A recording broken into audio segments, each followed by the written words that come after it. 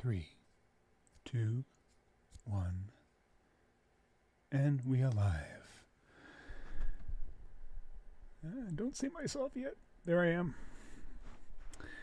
How you doing, friends? Ernie here, and this is the 0 Days to Expiration podcast, episode number 78.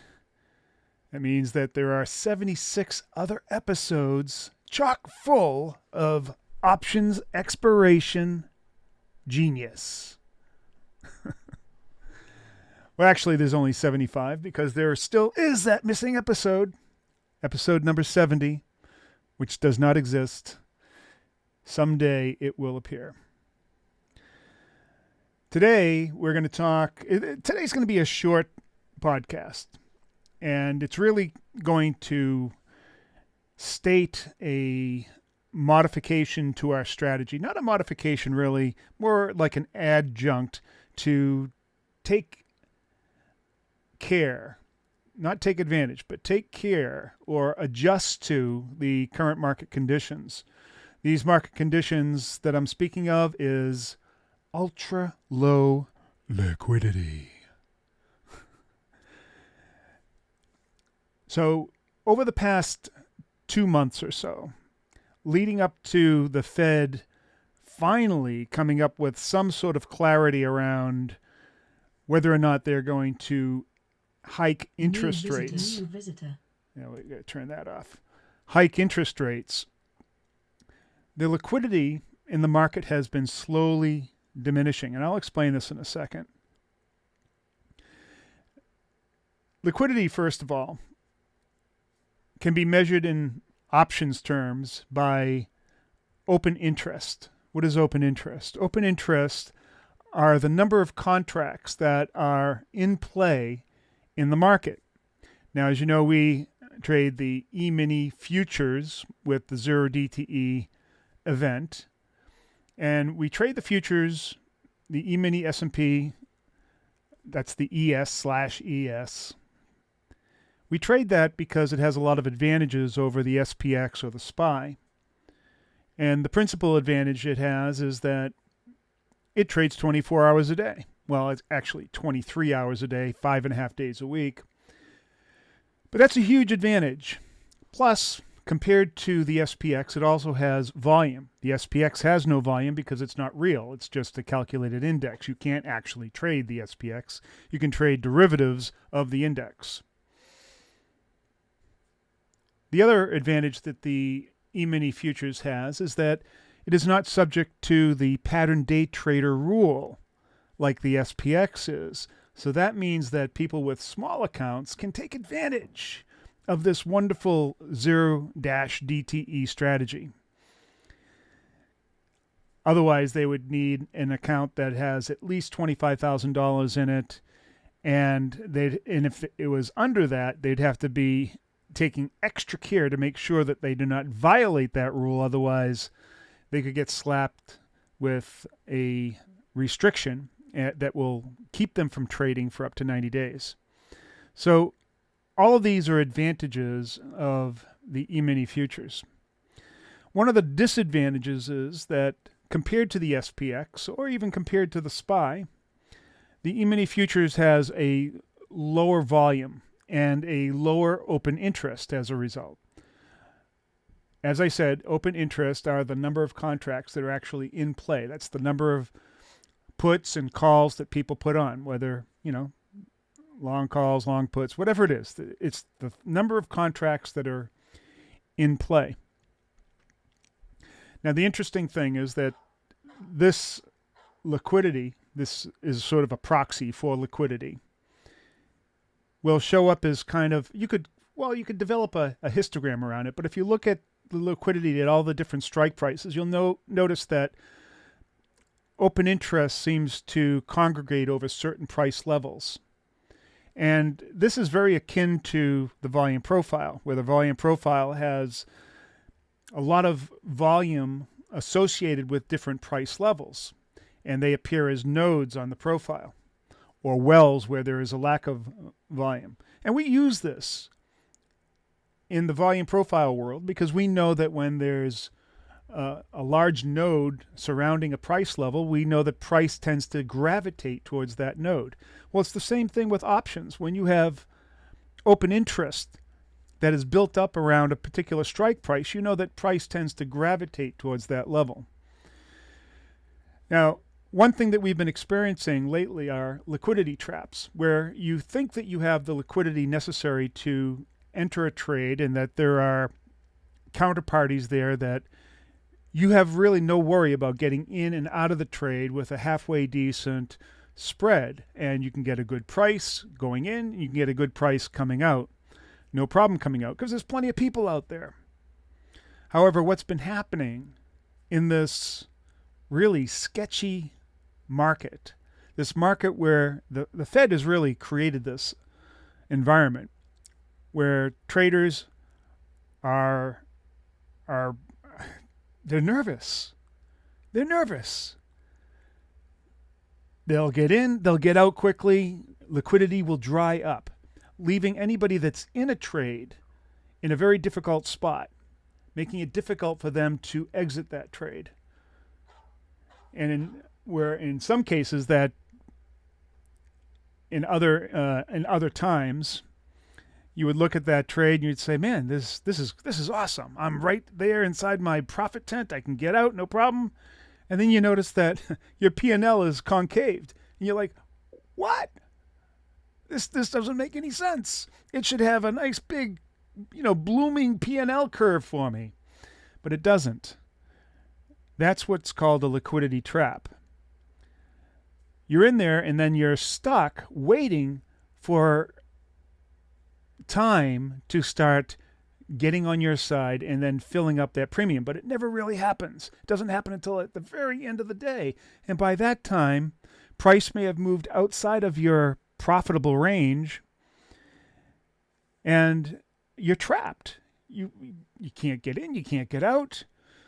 Your only option is to get out with what could be a substantial loss, even a greater loss than the max loss or the defined risk that you chose to take.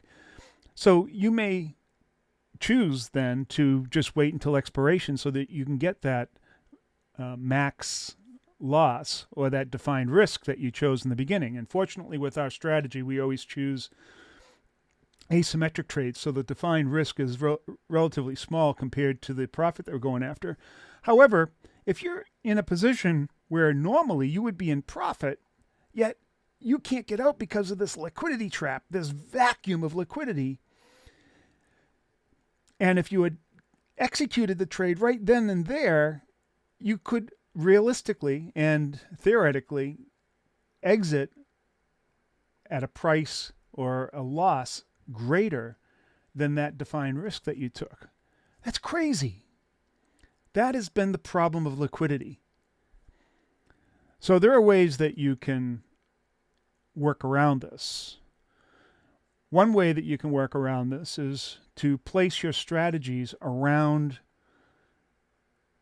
strike prices that have a great deal of or a relatively large amount of open interest. And so that brings me to this whole concept of max pain. Now, what is max pain? Max pain, let's explain this a little bit more. In the market, you have people that are going long options, going long calls, going long puts. Returning visitor. And they'll aggregate or accumulate at various strike prices and so forth.